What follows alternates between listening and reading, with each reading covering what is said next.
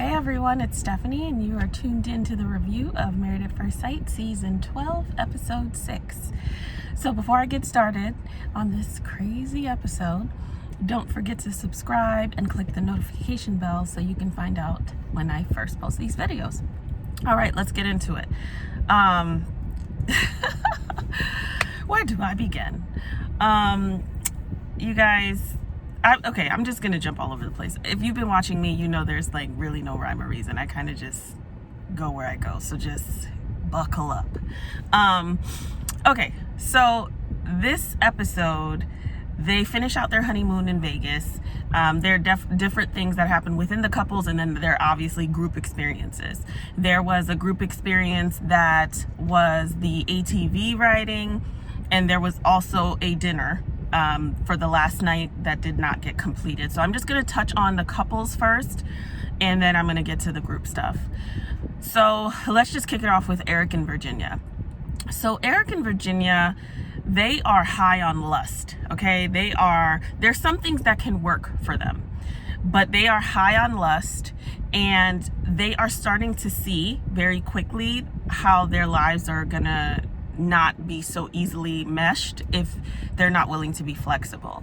And in this case, I think Virginia needs to be more flexible in terms of the lifestyle that she wants to lead. Because unless you're like the couple who like parties hard together, most oftentimes that doesn't really work out. Where this couple struggles is that they're literally in completely different spaces in life. Beyond the age gap, it's also maturity level. Virginia is not there yet. She is 26 and he's 34. Now there's a lot of mature 26-year-olds who get married, they have kids, they settle down. Virginia is not one of those yet. Virginia wants like an additional person to come party with her. You know, they talk about how when they get back to Atlanta, how things may look, and we're getting this pushback from Eric, and it seems like it's controlling, because I've seen a lot of comments, it's controlling. You know, we don't need to burn our bra about everything. I don't think it's him like, you need to do this. I think, because I saw some feministic views, listen, I'm all about it when it's necessary. I don't think everything calls for that. I don't think he's necessarily trying to control her. I am man, hear me roar. I think he's afraid that she is not going to be able to fall into a relationship that is a little more calm and a little more consistent with nurturing and creating a foundation for something that has longevity. She just wants to party, and she wants him to come along. And you see him coming along, and he is on the struggle bus. He tried to keep up. You know, we see him drinking more than usual. He's trying to keep up, and that's just not his thing. And that wouldn't be for me either. I enjoy a cocktail or two, but I'm not like a huge drinker either. So if I was with somebody who was just like, you know, Jersey Shore circa 2021, that would not work for me. And it's not necessarily a control thing as much as it is, how is this really gonna work?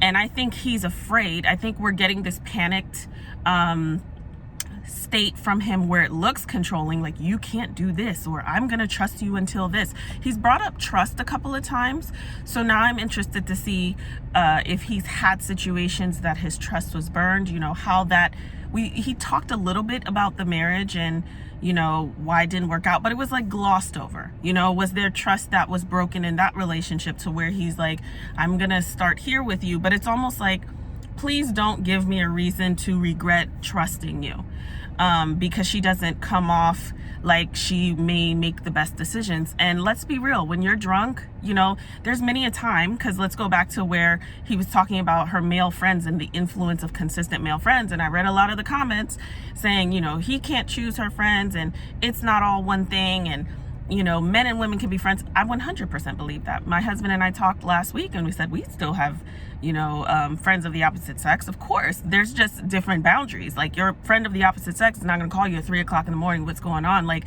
there are just different things for different couples. However, we have all seen or have been a part of, man, I drink too much. I shouldn't have done that. Had I not drank, that wouldn't have happened. We also have to be smart about putting ourselves in positions that don't jeopardize the relationship. And alcohol influences things in a negative way most often.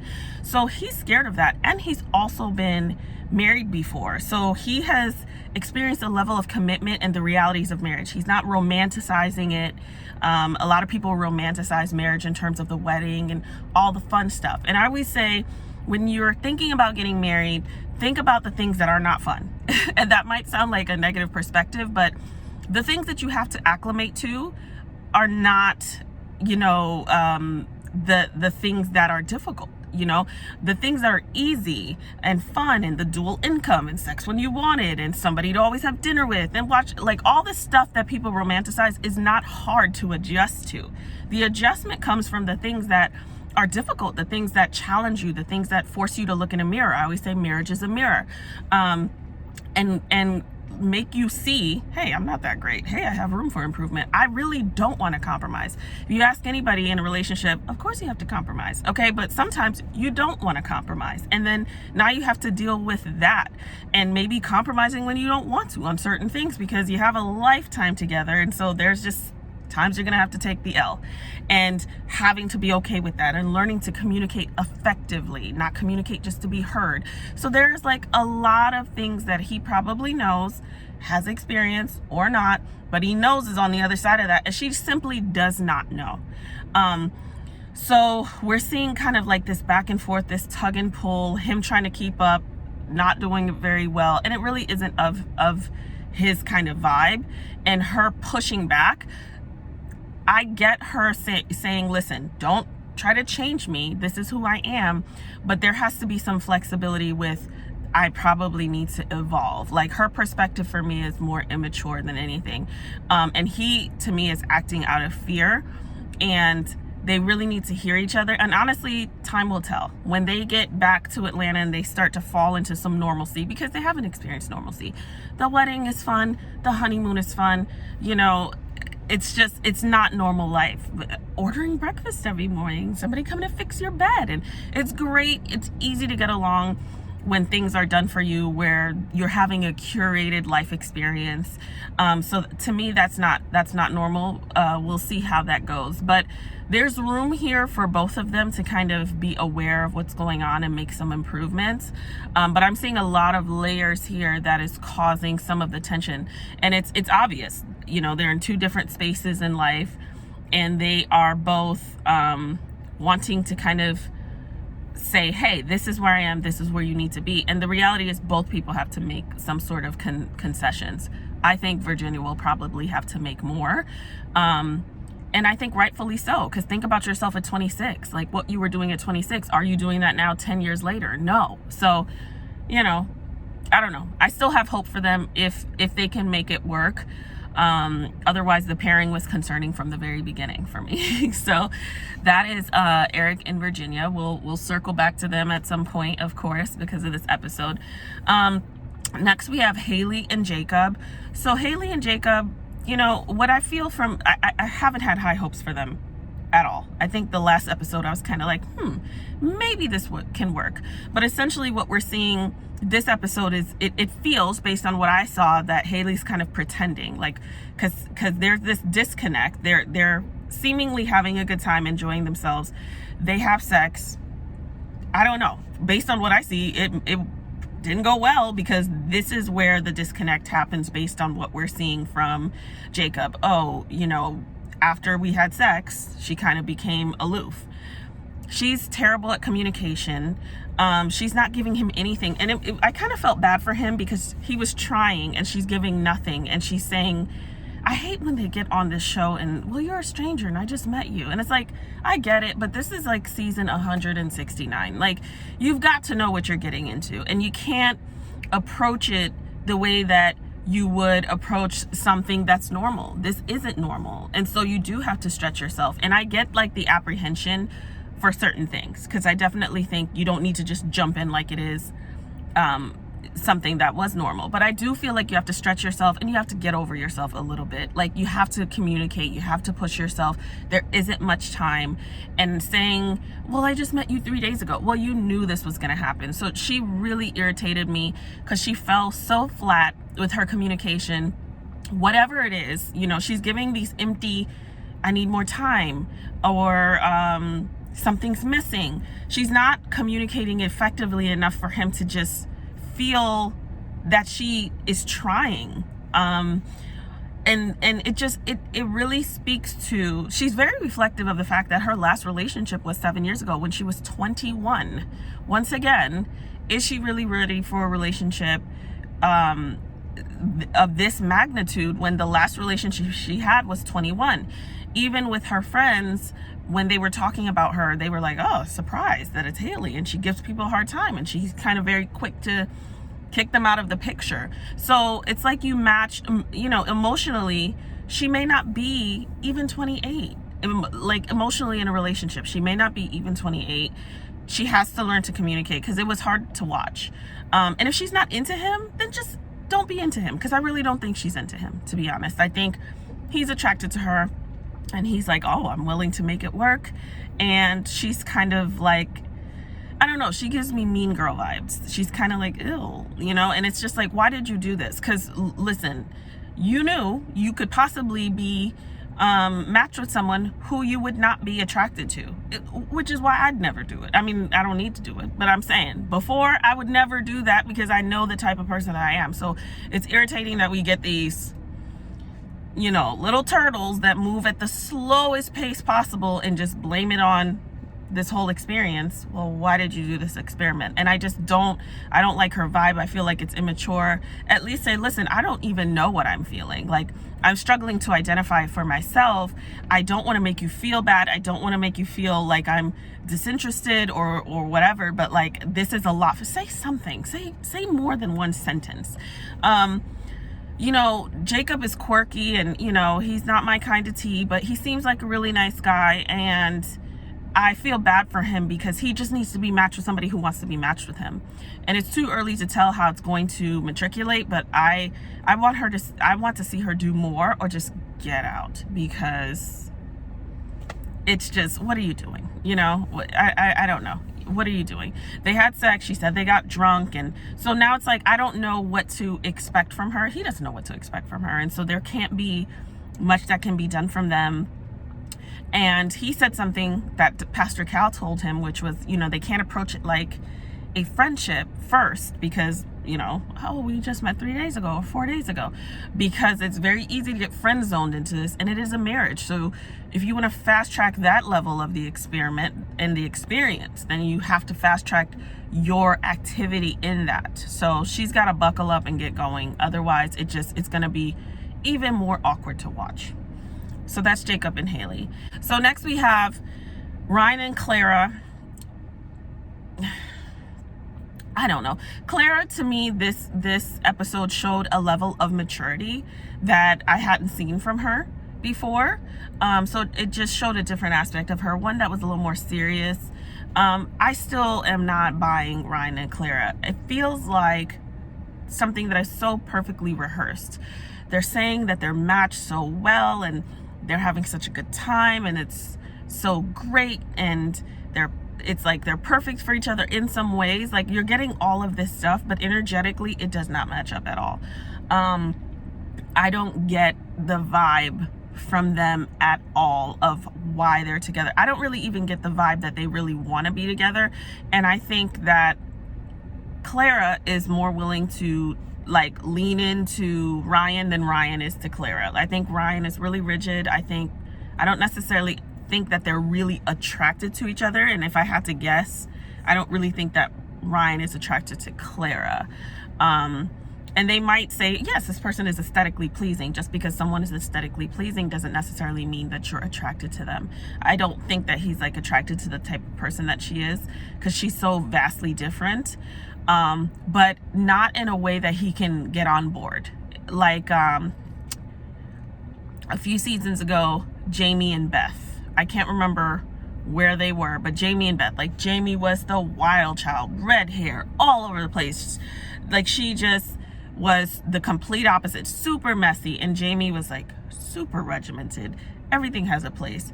There's a certain way of doing things. He was, more aloof. They're still together, surprisingly. I mean, it was good to see them kind of stay together because I actually like them. But that, if you watch that season, you know that season was a mess, and it was a surprise that they actually made it beyond that. But their kind of quirkiness, their kind of opposites thing, they were the perfect example of opposites attract. Like, he liked that she was, even though in ways he was frustrated, but he liked her enough to fold into this tornado of who she was. And she liked him enough to settle into, okay, maybe I do need to calm down and do. I don't see that happening for Ryan and Clara. I think Ryan has not expressed how significant faith and raising his kids in faith and all of those things are. Even he has a way of doing things, a way of presenting, a way that things should be. Even the statement of kind of her needing to stay quiet. It's basically like, keep your mouth shut sometimes, which is really controlling. So I don't think Ryan is, first of all, I don't think Ryan is as ready as he thinks he is, because whoever you end up with, you can't control them. Like, they control themselves. But I just don't think that the type of woman that she has presented to be thus far is really who he wants.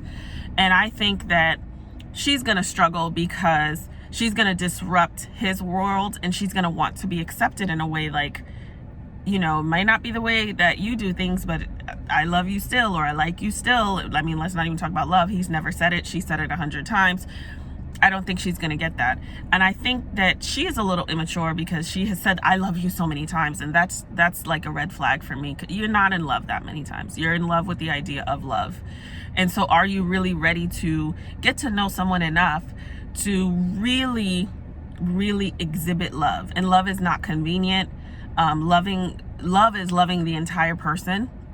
And a lot of that isn't always good. A lot of that is the things that you can't stand about them, but you love them beyond that. And so that doesn't happen a bunch of times. It just doesn't. So even then I was kind of like, I don't know. That's Brian and Clara. They seem like both good people, but I don't think this was a great match. I don't think they hit it out the ballpark here at all. So that's Brian and Clara. Brianna and Vincent, we saw their relationship, evolve this time around as well. They talked about the things that kind of annoyed them.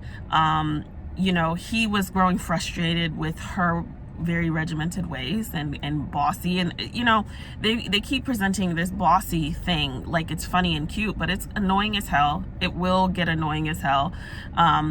And they just have to learn, once again, they have to learn how to make it work with each other. They're both going to have to be flexible because they are who they are. But there has to be an evolution that happens depending on the situation. So Vincent is like digging in his heels, like, I'm not going to change for anybody. I go at my own pace. I do my own thing. She's like, this is how it needs to be, sense of urgency. Now, depending on the situation, one person is right. Like, if we don't have a lot of time, your easy like Sunday morning is not going to work, and it's wrong for that moment. If there is time, her high pressured energy and obsessive nature and rigidity is going to be obnoxious and unnecessary and cause unnecessary stress. And, it'll be to him to kind of help her relax.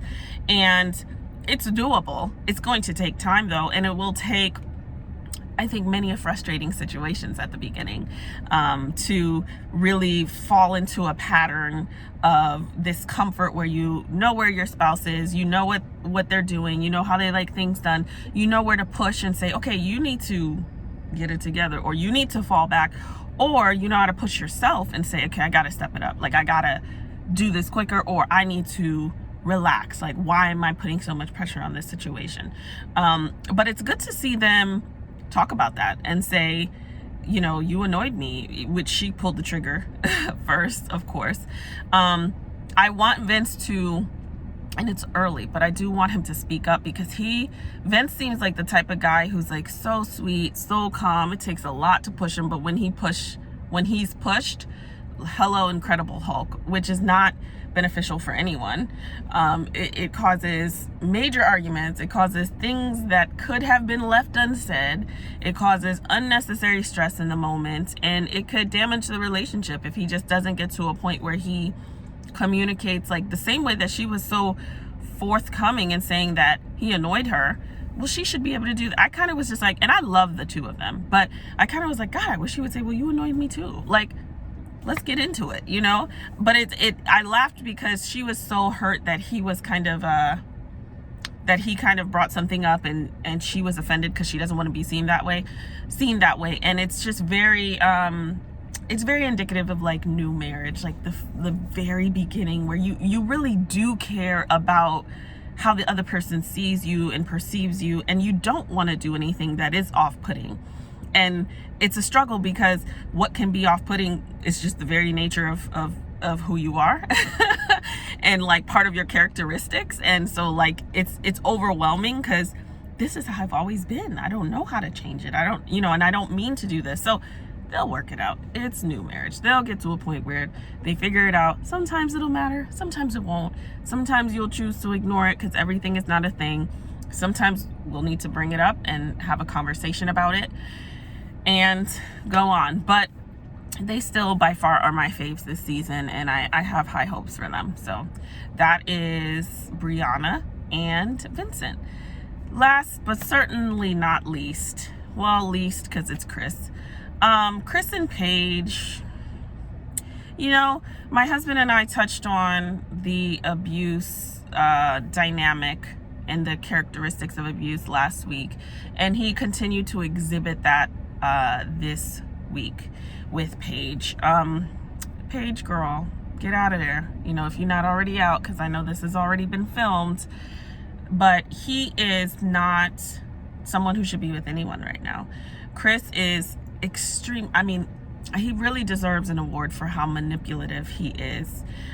Chris likes to be in control so he can control the narrative, so which means that he can always circle back and be the victim, so that he can make you question yourself. And if you're weak-minded, low self-esteem, insecure, if you have been in an abusive relationship, something that would have you fall victim to his manipulation, then, you know, then you're gonna get got by Chris.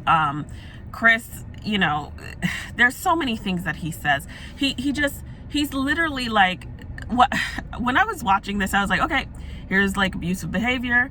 Okay, here's now he's gonna fix it. It's like the fight, then the roses and the chocolates, and then the fight again, and so it's like this roller coaster of emotion, and you know, this tug and pull to where you're like, but he is nice. It's very Jekyll and Hyde, but he does care, and he'll say certain things like, you know, you come before everyone, even my child, which I thought was crap. I forgot to mention that last week.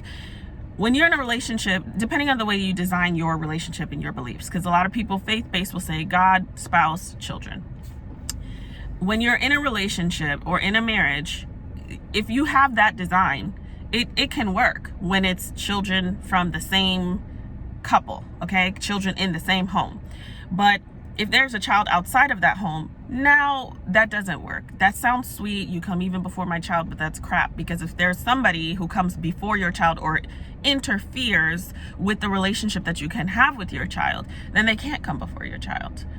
And you wouldn't, you know, like, it's easy to say because he hasn't seen that child, but the moment he sees that child, something happens, you know. Speaking from a new you know, as a new mother, something happens, and there's nothing that matters more, especially if it's someone who's outside of your home and it's now bonded with someone else.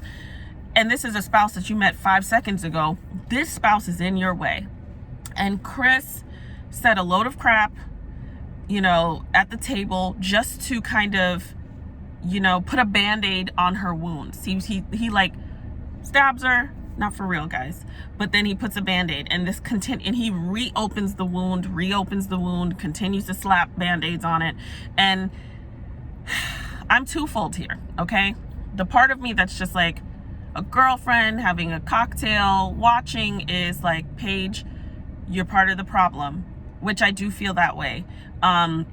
You're part of the problem, and you really can't, no one can do to you what you don't allow, unless they're holding you hostage physically, okay?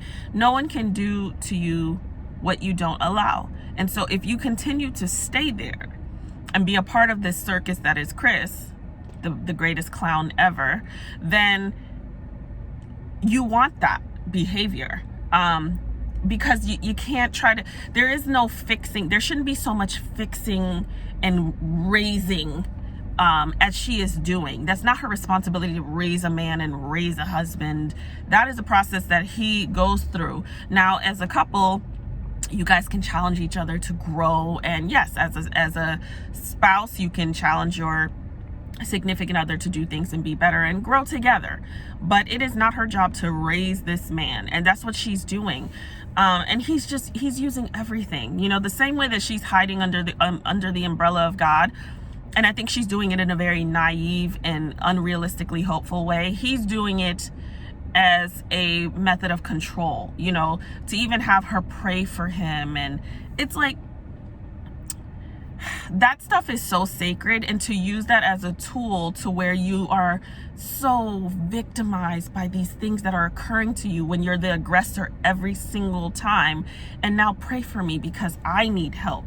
And no, so now someone who clearly needs to be needed is now feeling that she has purpose in your process and is praying for you. And you're grouping her in with women who of significance, grandma, mom, but you don't treat her like that. You don't really think of her that way.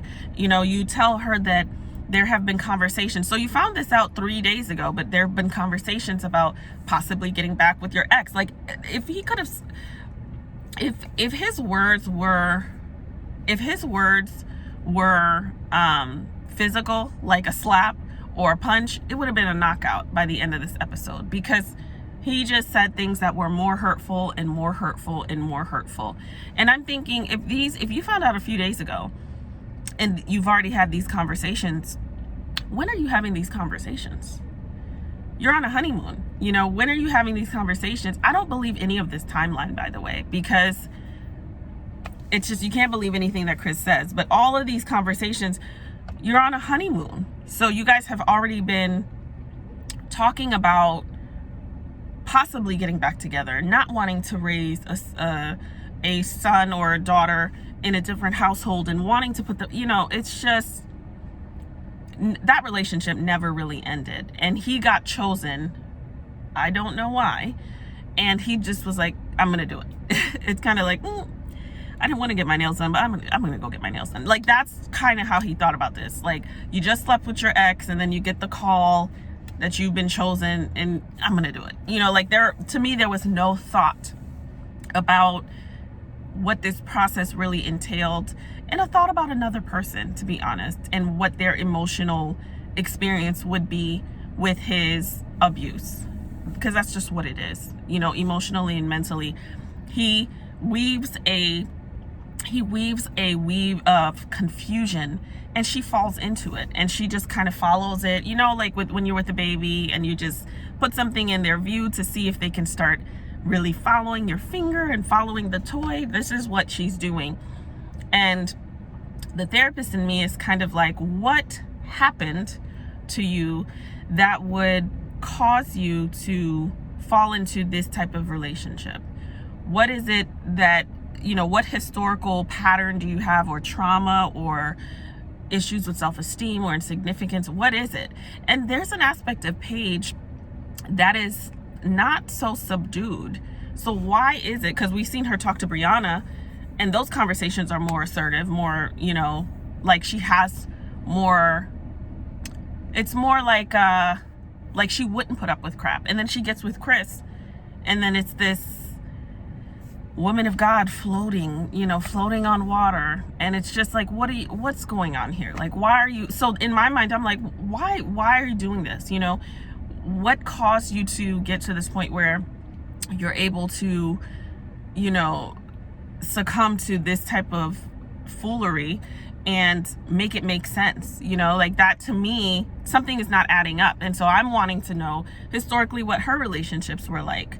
Because even though you guys got married at first sight, this is not, you did not sign up for this. And none of this leads me to believe that they will have a successful relationship, because Chris doesn't want to. Chris is saying certain things and doing completely different things. You're not matched with someone who wants to be with you, who cares about you, who values you, if they stay together. Because Paige has shown that she is willing to be naive, okay, up until this point. He will do whatever he wants to do, and she will just be happy to have said, you know, happy outwardly, not inwardly, to say she's married. Not that she's in a happily married, committed, respectful relationship. So, you know, there's lots we can say about Chris. Chris likes to be the aggressor, and when he is challenged, we'll get to that. When he is challenged by people who don't fall into his, you know, web of lies or aren't afraid of him, then he acts out, and you get to see who he really is. Chris in this episode, so let's go to the group events now. The group event is the ATVs, and they have this dinner. We have seen Chris attack women on this show and really step to women. If you see him, he postures to women, walk up to women and postures in an argument. He's highly disrespectful in his language, and he acts up.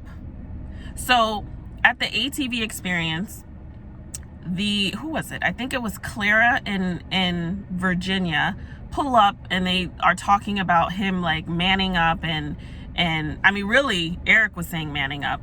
And I really like that Eric, listen, they're having a guys chat, because the guys and the girls did some stuff separately as well, and he's saying, listen, you gotta man up. And Chris is triggered because he does not want to be told what to do. He thinks he's right. He does not like to be challenged, and he is offended that Eric is telling him to man up, and he thinks manning up, and we'll take this to Virginia, is just telling her the truth, which he was forced to do. If we recall, he didn't even want to do that, you know, said he didn't want to talk about it for a while, was very much a coward, and, you know, just made the whole thing about him, you know, left her to process it in the bathroom by herself, was really insensitive. And he's really frustrated at them calling him out. And he says he's really upset with Eric and Virginia specifically because he said they made a joke. Virginia asked if it was his. First of all, if we look at Virginia's affect this whole season, she has a very goofy affect, like very playful, very just kind of like all of this motion. She's always moving. She's always laughing. So to me, she didn't say a joke. She actually said what she was thinking. Is it yours? And I don't think she was even trying to be disrespectful. I think that was, here, we're all talking about this. We're doing this experiment together. You put this thing out here. Are you sure it's yours?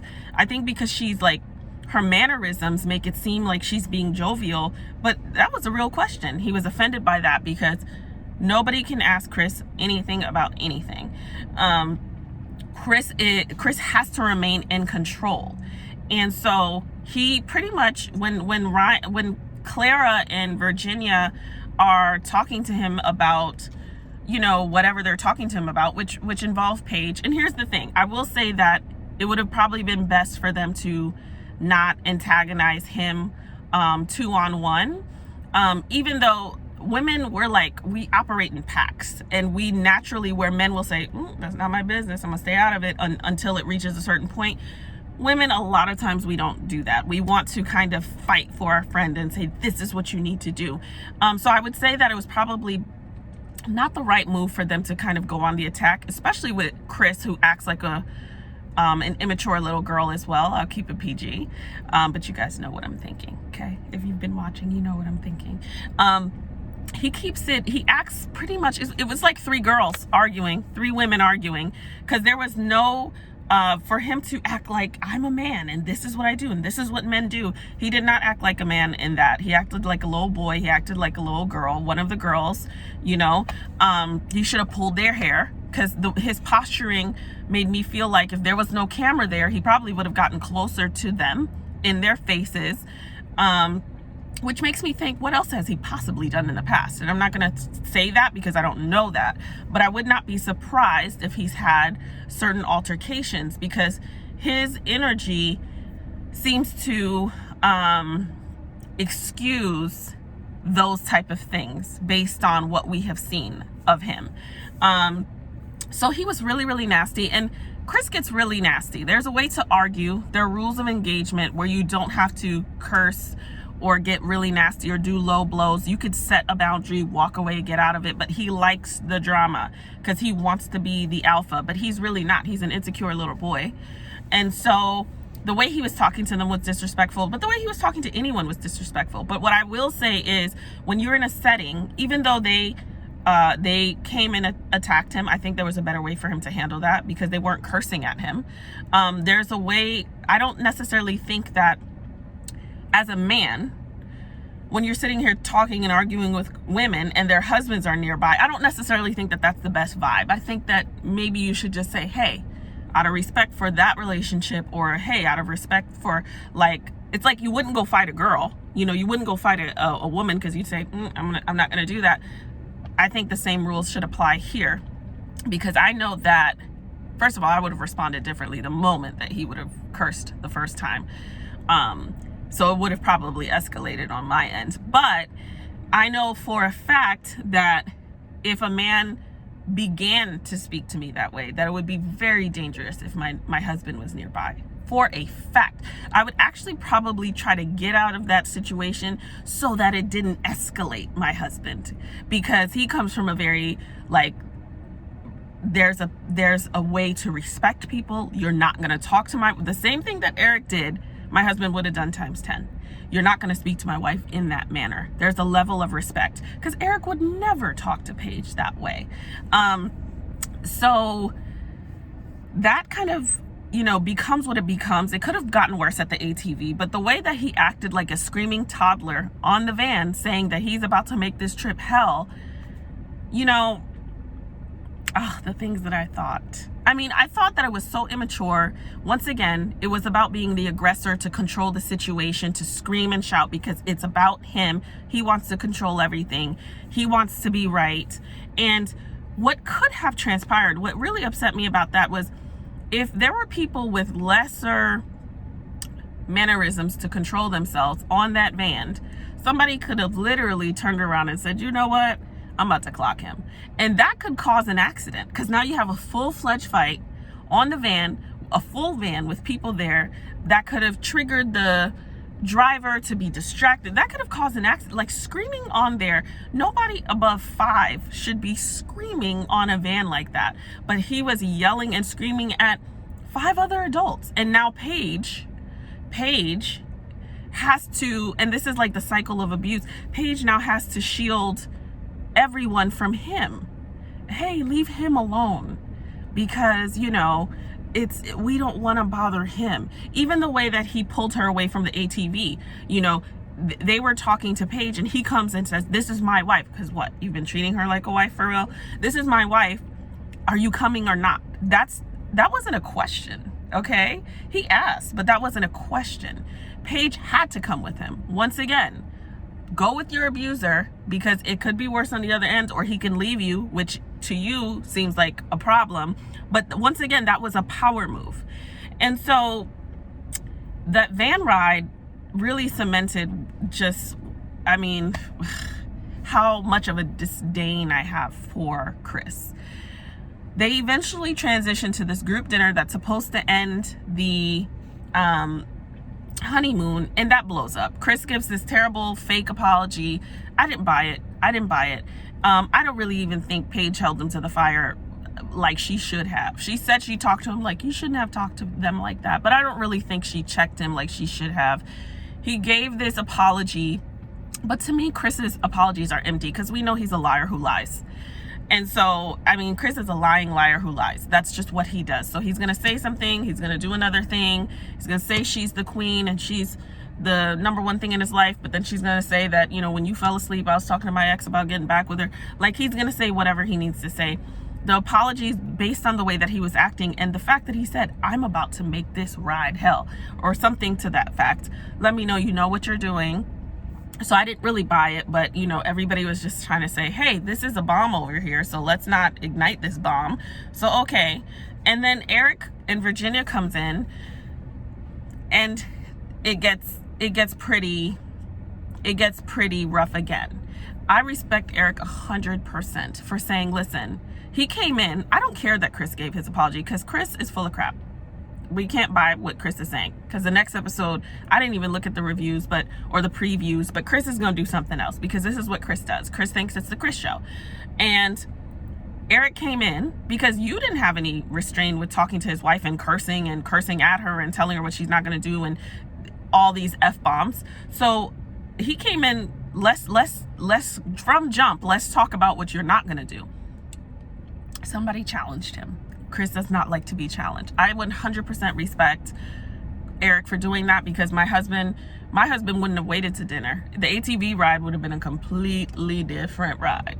That whole experience, when that would have popped up, that would have been a completely different thing. So the fact that Eric waited till dinner to come in, be calm, probably talk to his wife and said, listen, do not address her again. From a man to a man, do not address her again. Gold star for Eric. I love that he did that. But you're not going to tell Chris what to do, because Chris is a child who wants to stomp around and do whatever he wants to do and treat people however he wants to treat them, hide under the wings of God, that he's not really exhibiting a man of God at all. And Chris got upset. Chris got upset because he was challenged. So he, wants to fight. You don't belong here. You're acting like an animal. You're not acting like a person. There's tons of people who could have the same dialogue and handle it like adults. You're not acting like that. What really frustrated me is now people are also being pulled into his web of BS, because, Vince, I appreciated that Vince held him back, but now Vince is supporting him, and Paige is like, well, he had already apologized and they didn't see it, and Brianna, it's like, are you guys seeing what's happening? They had every right to come and say what they needed to say, and Eric wasn't disrespectful. Eric didn't curse at him or anything that he did to his wife and did to the group and did on the van. He just came in and set his boundary, and he doesn't have to be nice about it based on what happened. But because they fell for this crap like apology, then they don't have the right to feel that they felt the way that they felt. And they weren't there for the apology, and they didn't have to be there for the apology. Even if they were there for the apology, he could have said, appreciate your apology, but here's what's not going to happen again. Because that's what I would have done.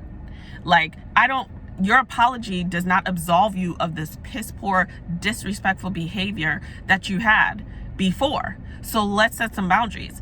That is another important thing to note. When you have conflict in a relationship, in a marriage, it's not enough to say, I'm sorry, I shouldn't have done that. How are we going to not have this same experience again? So the next time I do this, or the next time this happens, because it will, or the next time there's something that triggers the same emotion, what things are we going to put into play to not disrespect each other again, or to not let the situation go beyond a point of no return? Let's have that dialogue. Not, I'm sorry, I love you, or I'm sorry I did this, I appreciate you guys. No, I completely agree with the way that Eric handled it. And I don't know, I've never seen a group dynamic be this shaky. And I really am frustrated with the support that Chris is getting. Like, he literally knows how to, he's not playing any of us, because I've seen the comments, so you guys are pretty much on the same page. But this dynamic where he runs the group, he has to be challenged, and I hope he's continued to be challenged, so that he knows that you can't do whatever you want to do, whenever you want to do it, however you want to do it, with whomever you want to do it. There are going to be people that are not okay with your dysfunctional behavior, and you will get the same energy that you're given. And he really needs to be grateful that he's with someone who is, or he was faced with someone, Eric, who is not as childish as him or as aggressive, because if it was somebody else, they would have come to blows. Deservedly so, I think. I'm not saying violence is the answer, but I'm saying if you get up and posture yourself, then someone has to start to think of the need to defend themselves or their spouse or whatever, and it can go that way very quickly, and it's really unnecessary. So that's it. I thought this was gonna be quick, but it's not, because that episode was explosive. As usual, let me know what you guys think. Thank you for watching. Don't forget to subscribe, and I will see you guys here next week. Everyone have a great weekend.